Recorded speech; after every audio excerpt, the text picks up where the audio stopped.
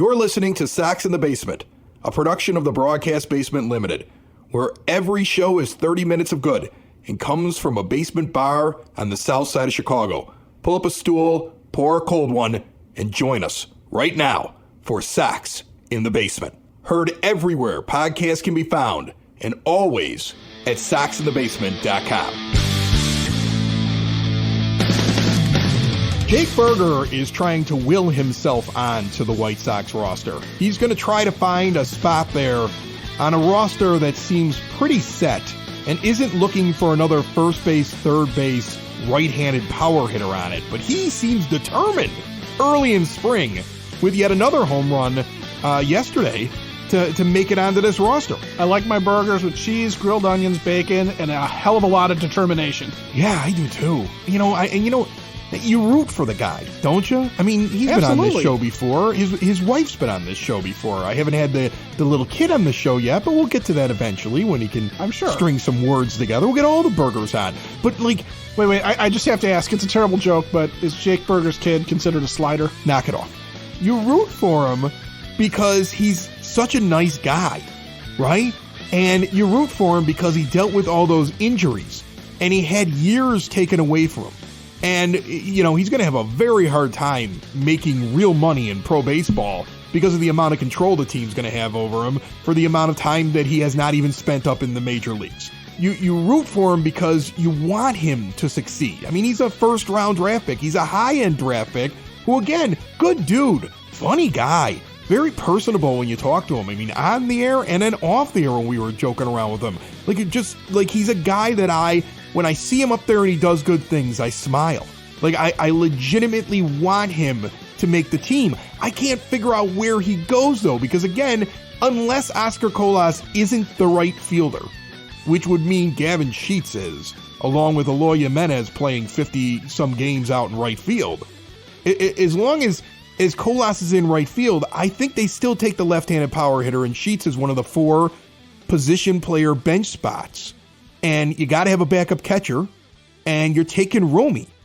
And even if they dump Larry, which is still really iffy that they're going to eat $11 million over 2 years to get rid of him, you're not going to take then a Jake Marisnick or a Billy Hamilton who gives you some more speed and more versatility in the outfield, and instead you're going to get a guy who is not very good defensively, at least from what we've seen when he's up in the major leagues. I always feel bad saying it again because I like him, and also only plays first base, third base. In fact, he just started playing first base here in spring training.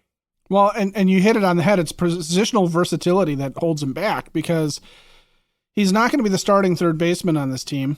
So you don't think they're going to eat Larry Garcia's money. They're definitely not eating Yoan Moncada's money. Right. And also, Yoan Moncada's a starting third baseman on a lot of Major League Baseball teams who has underperformed at the plate, but is still a viable starting player. I wouldn't put Jake Burger in over Moncada unless I thought Moncada was dogging it out there or needed a wake-up call. Then it'd be like, we're bringing Burger up for 2 weeks to remind this kid that, it doesn't matter how much money you make, you still got to put in the effort. Although I don't think that's going to be a problem with him this year. He seems very motivated, but he's got a much better glove. He's the third baseman. Well, yeah, and that's why it's not, as I was about to say, it's not even a position battle between Jake Burger and Yoan Moncada, so we're not even having that conversation.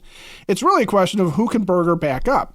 And his only spot that he can back up is Andrew Vaughn. Well, that's 2 right-handed batters. Gavin Sheets opened spring training with a home run. So did Burger, but Sheets beat him to it by a couple innings.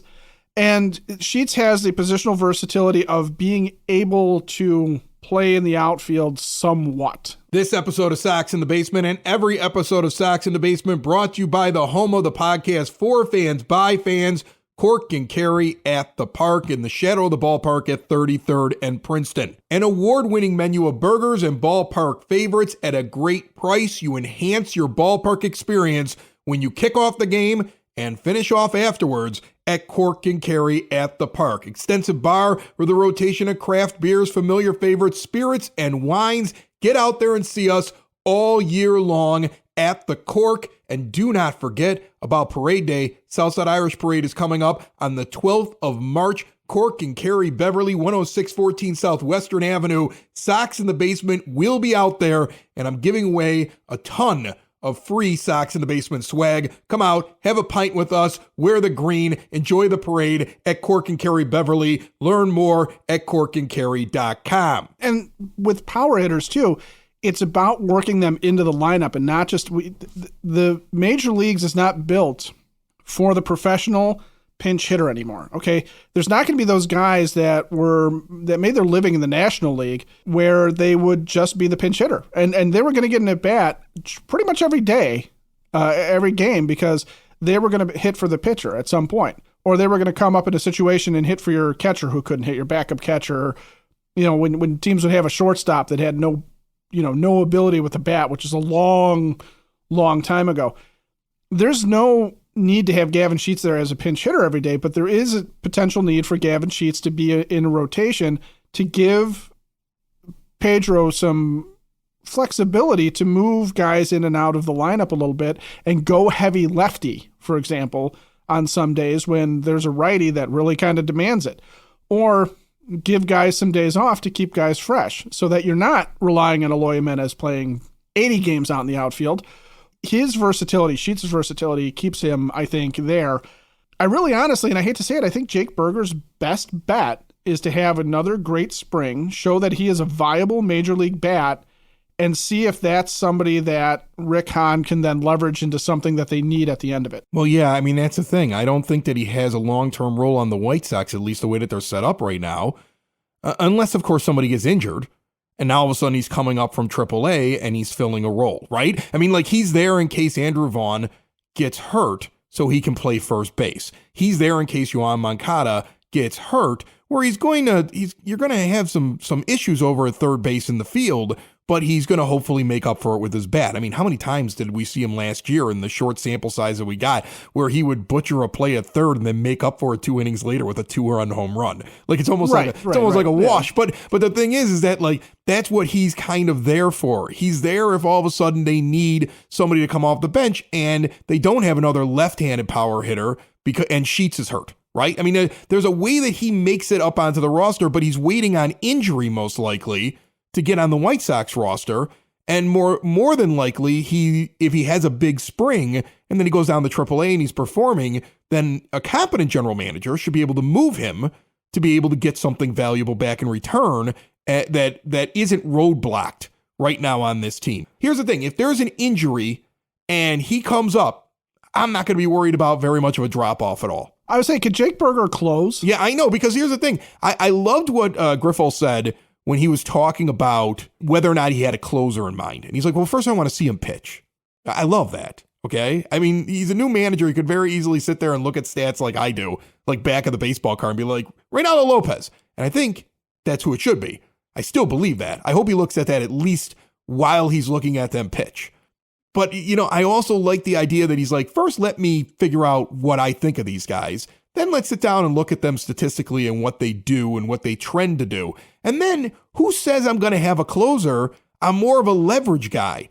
And I love that. That was one of those things that drove people nuts with Tony La Russa, is that he didn't have the flexibility when it came to how he used Liam Hendriks. Sometimes he wasted Liam Hendriks or didn't get him in quick enough because he's playing for the 10th inning, but this is the big inning right here. And you got to have your closer in at that moment. So it may be bullpen by committee. And although the fantasy baseball nerd in me hates bullpen by committee because I can't score points off of it, the baseball fan in me says if it's used properly, I'm totally up for it. All right? Go by situation, the best pitcher against the heart of their lineup in the later innings, go that route. And I agree with you 100%. The question is still, can Jake Berger pitch? No, he cannot.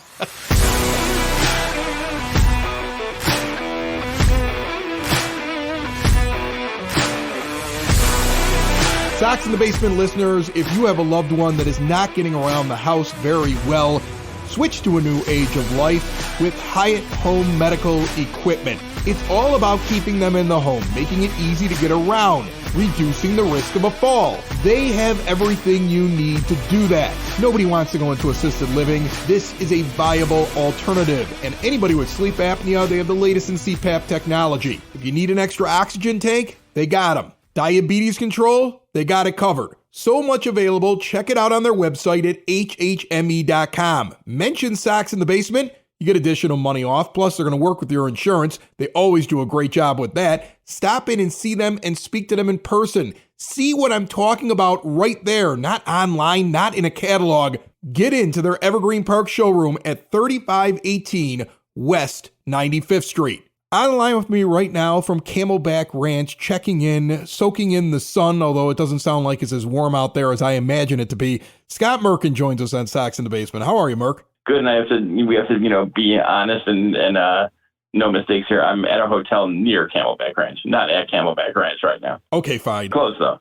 Let's paint the actual picture. I know you. I know to make it seem like I'm calling from the dugout just to get it live in action, but I was at Camelback Ranch earlier today. How about that? Well, give me an inside look on this spring training. You've seen so many of them.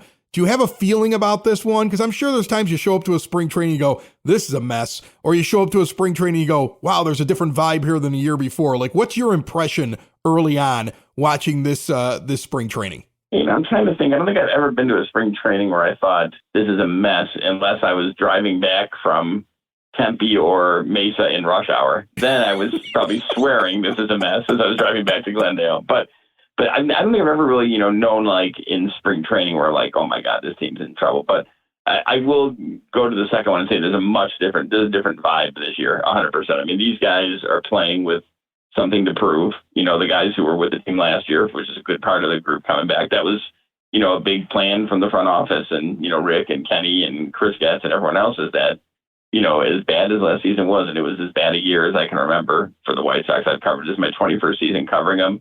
There were worse records, but in terms of the expectations coming off a pretty solid year in 2021 with a lot of injuries on that team, still winning 93 games and getting to the playoffs, to have what happened last year was just, an unforeseen debacle. So there's a lot of guys who really have, feel like they have something to prove as a team more so than individually this year, and that's a good thing. And on the flip side, you have Pedro Grifol and his staff who have come in, and aside from guys like Kurt Hassler and Ethan Katz and Darryl Boston, is a new staff, and I don't think they're as worried about the vibe. They love the vibe that's in camp. They love the desire to get better, the desire to work hard, but they just have a good system in place. Pedro's talked a lot about culture. I wrote about it, after talking to him on the phone before spring training about, I think they want to develop kind of like a winning way. They really want to develop, they want to win, but they want to do it in a style that can be repeated. It's almost kind of like mechanics, the mechanics of winning, I guess.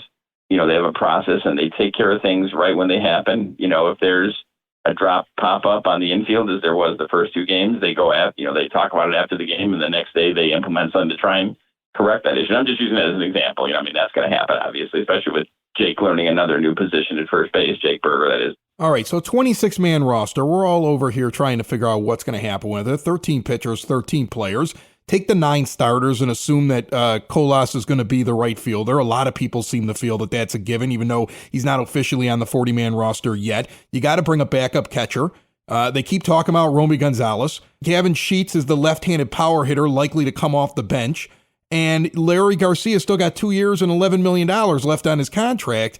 And you get a guy like Jake Burger who comes out guns a-blazing, but you're not really sure if there's room for him to get in there. What are the actual battles in camp? Would the White Sox move on from a Garcia if somebody said, I'm better than him and proved it out there, and they would eat that money? I mean, does a guy like Jake Burger or one of these non-roster invites that are in the outfield like Marisnik or Reyes or any of these other guys, Billy Hamilton, do they have a shot to make this team? Yeah, I think yes to all that. I think, remember, when you're talking about, well, the Heels that, and they're not going to eat that kind of money. That's not the White Sox way. Remember, they cut ties with Dallas Keuchel last year. They did the same with John Danks.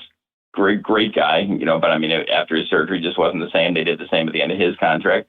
They did the same in the second year of Jeff Kepinger's contract. So they will do it. There's no question about it. I don't know if it'll happen out of camp. I would not be surprised if he breaks camp with the team. And I think one of the things they can couch this as, even though they really like Romy, and I think Romy, until they added Elvis Andrus, is probably the clubhouse leader at second base. They can say that, they're going to send him to Charlotte and let him get a little more time at all the positions, because Rick has talked about that, they envision him in a Ben Zobrist type of role. So I could see where they will send him to Charlotte and let him play the outfield, let him play right, let him play left, get him a little work at third and a shortstop, and then, maybe a month or two in, or maybe not even that long, you can see what happens. So I could see him making the team, but I could also see them talking about that may be best served for his development. And Jake's an interesting case, same with Gavin. I think they both clearly have bats that play at the major league. I mean, they both have power to burn, and that's a big intrinsic value in this day and age of this game. The Sox did not hit home runs last year. We know that. Gavin was one of the team leaders in home runs. And I do think that all those veteran outfielders have a shot. They're not all going to make it, but one of them from that group, Victor Reyes, Jake Versnick, Billy Hamilton, who is very well known to the White Sox. I really had a chance to talk to Billy yet, but it's amazing that he played a nice role in that 2021 team, but he wasn't like an everyday starter for the whole season. And yet I remember when I don't pay a ton of attention to this stuff, but I remember when I tweeted out the story about where I found out that he was coming back, and my goodness, there were like 3,000 likes on that tweet. Yeah, people liked Billy. Just a great presence, he's so good for the clubhouse. He's such an upbeat dude. He's a very good defensive player still. He can run, obviously, and I think this team is going to run this year. I think a lot of teams are going to run more this year, but I think you're right. I think you're right in, the sense of backup catcher, most likely Gavin Sheets, and then either Leori or Romy would be one of the three of the four spots there. Scott Merkin joining us here on Sox in the Basement from Camelback Ranch. He and every guest on Sox in the Basement brought to you proudly by the Village of Lamont. Want to experience a downtown with real history, great eats and drinks, and green spaces filled with adventure? Visit the Village of Lamont. Shop, dine, drink, explore, and see everything they have going on this weekend and beyond at lamontdowntown.com. You're talking about guys that have great character that the White Sox have in camp right now. If you looked at the back of the baseball card, for a lot of guys that could have been brought in to play second base, several of those baseball cards would have looked better than Elvis Andrus if you just take out that 2-month stretch when he got to the White Sox and was red hot. Yeah. Over the last couple of years, he's not been like, a superstar at the plate. But when the White Sox bring him in, one of the things they point out right away is leadership and the veteran presence and the fact that he was vocal in the short time that he was with that team in the back end when things started to turn around. Is that why he's there? They just needed more guys that would step up and tell guys, let's go, wake up, let's play. Do they need more of that in the clubhouse? Well, I think they like what they saw from him in the field too. He not only played a good shortstop, and they thought that he'd move over naturally or move over without an issue to second, but he also gives you insulation in short in case Tim needs a day off or Tim has some sort of break in the action there, where you can move him over and have a guy who played shortstop at a high level for 14 years take over there. And he hit the ball great with the White Sox. He was one of their, I think, top. He was the main reason why they made their little run to kind of get back into it, before the Cleveland sweep at home led to an 8-game losing streak, which pretty much ended a rough, miserable season. But, if you go by what Rick said, that, they wanted him back shortly after he started playing for them last year. They liked him so much. And, in fairness to Elvis, it was his first move into free agency. And really, it was just kind of amazing. At 14 years, it was his first move into free agency. He wanted to play shortstop. We talked to him today after the game, after he played second for the first time today. He was very funny and very honest today that, it did feel weird. He said it was one of the weirdest games he's had, but he's working a lot with third base coach and infield instructor Eddie Rodriguez to get, more comfortable at second base. And I think he'll be fine. He talked about this when he first came back about, with all the shifting that had been done the last few years, he felt like he's played second a number of times already. So I don't think it's going to be that big an adjustment for him. But again, he's a good player. And if the other guys, who were hurt or underperformed last year or both back this year, then you don't need him to be, the number 1 or number 3 or number 4 guy on that team. He could be a very good contributor, from the bottom of the order. And, Rick Mitty had a good line, kind of a funny joke about when they saw him play for a quarter of a year last year, they didn't extrapolate out his numbers and say, well, we'll multiply this by 4, and this will he'll have. He said, if they do have that, they're going to have the MVP on the team, probably, maybe of the AL this year. But they just, knew that he'd provide them good, steady play and be a major clubhouse force in there. So, I think they're building a good clubhouse, a good atmosphere overall for this team. And again, you got to win on the field. You could have the best guys in the world, but you got to get it done once you get, out on the field. All right, before I let you go, let's talk bullpen. I have seen so many articles with people trying to predict what the White Sox are going to do. I have also noticed that their new manager is saying I'm more of a leverage guy, so who knows if I'm going to have a specific closer while Liam Hendriks is out. I'm leaning towards Reynaldo Lopez because of what he did last year. I know Kendall Graveman has experience. If you had to put money down on it, who do you think is going to be closing games the most for the White Sox? Well, first of all, the closer of the White Sox is Liam Hendriks. Unless, it's been great to see him a few times. He really hasn't. He said hi when he's walked by a few times. He usually comes in and does his workout when kind of the players are out on the field. And it's amazing to see him. Our workroom is out of the press box, so we see him playing long toss out there. And it's just such a great sight to know what he's going through and still able to do that. I mean, they're an amazing couple, him and his wife, Christy, and he's an amazing dude overall. So hopefully he's healthy. That's the biggest thing. In the interim, I think Pedro really is going to go by leverage. And I think, there may be situations where, maybe Graveman is thought of as a closer, but they need him in the seventh. That's the time where they need him. So I think I would think Lopez would be the guy. I would agree with you. And, Graveman, when we first talked to him, I think it was like the maybe second day of camp, and he basically said he told Pedro, I'll do whatever you want me to do. And he said, I don't care about holds. I don't care about saves. He goes, I'm too old and been in this game too long to worry about that stuff. He goes, so just put me in where we can win. That's what I want. That's all I want out of this. And I think that's the same attitude for Joe Kelly. I know it's the same attitude for Aaron Bummer, the same attitude for all those guys out there. So they really have, just off the top of my head, there's 4 guys right there without Liam who can pitch in high leverage situations. Kelly, a healthy Kelly, Bummer, Lopez, and now I forgot someone and Graveman. I just talked about Graveman.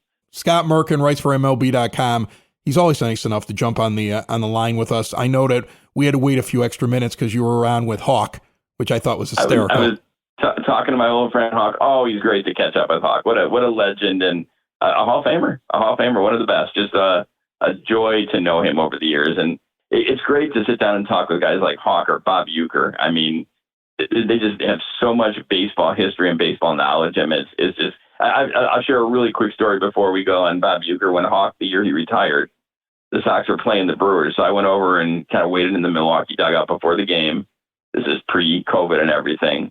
And he walks out, and I asked the media relations guy just to make sure there was no protocol. The guy is a Hall of Famer himself and a legend. I said, I can go up. He's like, yeah, he doesn't care. So I went up and I introduced myself, and I said, Mr. Uecker, I'm doing a story on Hawk Harrelson. And I would like to get you, and they're very good friends. Very, very. Uecker was on that weekend with Hawk for like 2 innings, I want to say, in one of the broadcasts. And I said, I'd like to talk about Hawk. And he goes, Hawk, huh? He goes, I don't really know Hawk. And I kind of laughed. And he goes, no, I don't really know Hawk. He goes, I know Andre Dawson. He's the Hawk. I can tell you all about Andre Dawson. So now I'm like, okay, is this a bit or is this, is he really? I said, I know he knows him. I know they're friends. Hawk just told me this like an hour ago.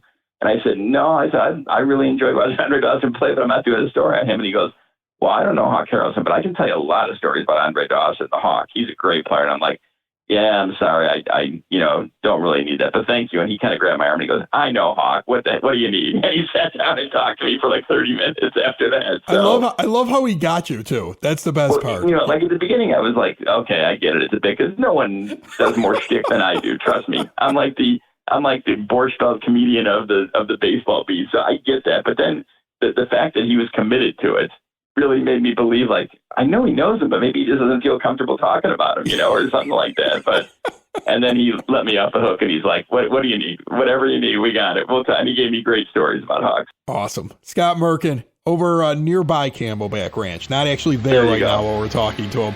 Thanks so much for jumping on. Okay, Chris, take care.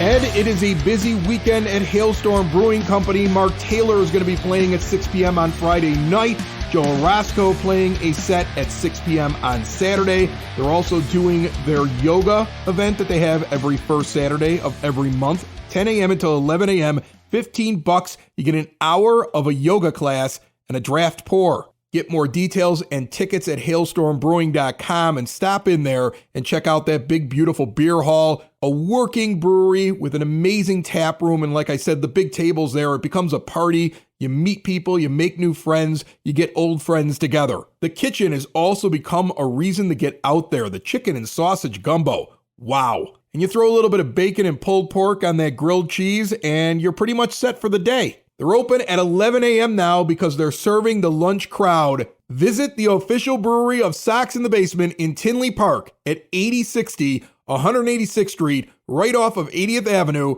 Hailstorm Brewing Company. Scott Merkin writes articles on MLB.com. Ed here writes articles on Sox in the Basement. And those two things are not equivalent to each other in any way, shape, or form. No, they're not. But Mismatched Sox is found at soxinthebasement.com, and I try to get it out on the social medias. And you are going after PECOTA. This is the time of year when you do comparisons, the White Sox versus teams or divisions, and you blow up the PECOTA projections and make them look silly. And you took a head-to-head look with the Twins with an amazing photo as the cover photo. I don't want to give it away. Go to soxinthebasement.com and check it out. But the fact that you were able to incorporate Patrick Swayze and this evaluation of the Sox versus the Twins and whether or not PECOTA's wrong because it has the Twins finishing better than the White Sox, it's worth the click. Here's what I do, okay? Forget your advanced metrics and stats and all that stuff.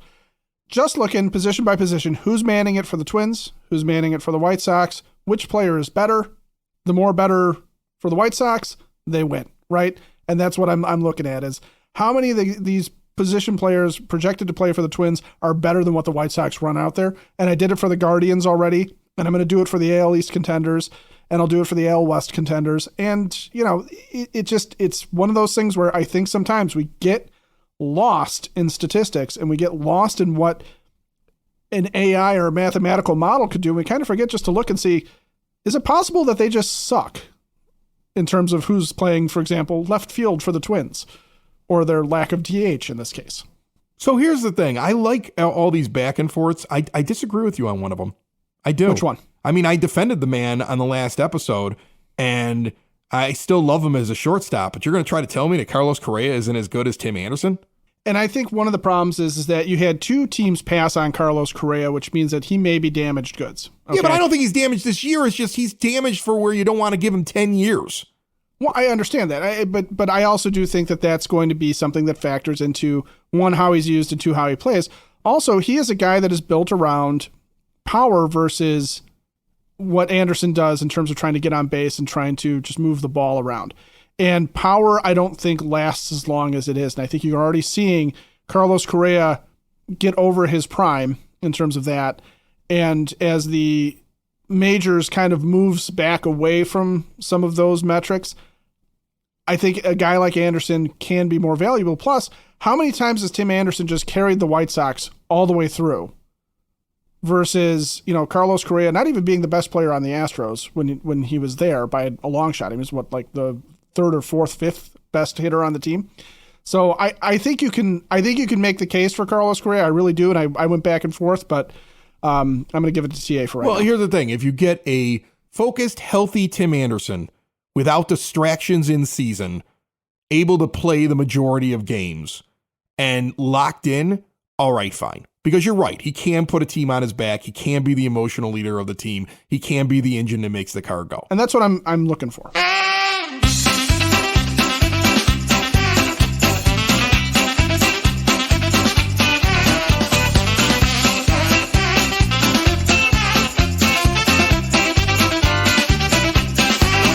On the phone line with me once again, another week to nerd out with the Sox Nerd, Dave Marran. How are you, Sox Nerd? Great, sir. How are you? Good, Dave. Look, we're gonna go around during spring training to all the different positions, and so we've done pitchers, we've done catchers.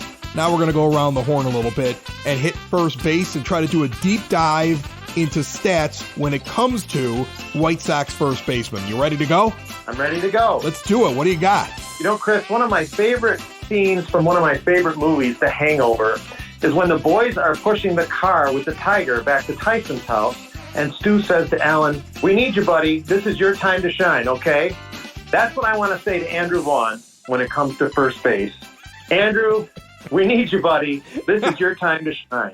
First base certainly has been a heritage position for the Chicago White Sox, that's for sure. Since 1983, that's 31 seasons, only 7 players have started at the position on opening day for the Sox. And since 1991, that number is 4. So we've got a lot of pressure on him. He's certainly stepping into a big role. So I did a look at how he did playing first base last year. 286 on-base percentage. He hit 250, slugging percentage of 391 in 22 games. But I don't think that really tells the full story with him, because I really want to see what he can do when he's settled into one position in one spot in the batting order. After all, this is a guy who made at least one start at every spot in the batting order last season. I found that to be incredible. He started the most at DH 66. Vaughn's played every position but shortstop, center, catcher, and pitcher in his big league career. When you think about it, prior to his big league debut and dating to his days at Cal, he played all but 10 of his games in the field at first base. Something interesting I found out about Jake Burger was, he homered on Saturday while playing first base, but best I can tell, that was the first time he ever played the position in the minors or going back to college. The Sox Nerd brought to you by the law offices of Parente and Norum. If you've been injured, you need a team that will do what it takes to fight for your rights. Insurance companies only care about one thing, the bottom line, but they got the experience, dedication, and proven results to get you the care and compensation you deserve. Get a free case evaluation, 312-641-5926. Call or text that or visit pninjurylaw.com. Let me ask you this question. From the moment you said it, I've been sitting here trying to figure it out. You said 4 players have started at first base, I want to say since 1991 is what you just said. Yeah. Correct me if I'm wrong. Yeah. Does that include Vaughn? Because all I came up with was Thomas and Canerco and Abreu. Yep. Well, there's an outlier in there. Who is it? It's one of the all-time great trivia questions. 1998, March 31st at Texas. Your first baseman for the Chicago White Sox on opening day was good old number 31. I'm trying to get you to say it. I know, and I'm not going to get it. Good old number 31, Greg Norton. Greg Norton. Oh, man. He started at first. What, was Thomas injured? What the heck was going on there? No. Frank played DH, so he must have been. Goodness. That was a terrible decision. Last week I gave you the Grandal in Kansas City stat. Well, Vaughn, last year, Vaughn hit 500 against Toronto, and that was the highest ever by a Sox player against Toronto, and it was tied for 7th all time, and that's for players with at least 26 at-bats against Toronto. If you don't not mind, maybe every week I'll just throw in a little zinger like that that's just way off the wall, because if I don't give them to you and they don't make the scoreboard, they just end up floating out into space somewhere. That's what I want. I want the hidden Sox Nerd stuff that doesn't make the scoreboard on Sox in the Basement. I will happily do that. All right. Dave Marran, the Sox Nerd, joining us once again. We'll see you next week as we dive into second base, which should be very interesting with all the different people that you may see there this year. Yeah, Elvis is probably starting, but you're going to see a lot of people rotate in and out, and that has been a position of concern for Sox fans now for a while. Thanks so much, Dave. Thank you, Chris. Greg Norton, for crying out loud, Ed. Greg Norton. Greg Norton. That's Norton. You're the greatest. You know what? And that's the guy. Andrew Vaughn has to be better than Greg Norton. Like, that's right. It's a failure There's otherwise. There's your bar right there. It's a failure otherwise if he's not as good as Greg Norton. He's already had a better season than Greg Norton's best season. So if he just continues to expand on this. I'm joking about he has to be better than Greg Norton. He's got to be a lot better. Yes, but Greg Norton's best season as a White Sox, 255, 16 home runs. Andrew Vaughn's already passed that man. But Greg Norton's so forgettable that Sox Nerd's trying to lead me into the answer. And I'm like, 31? What, was Scott Merkin? Nope, he wasn't a first baseman. Sox in the basement. Sox in the basement. Sox in the basement. Sox in the Basement. Heard everywhere podcasts can be found, and always on soxinthebasement.com.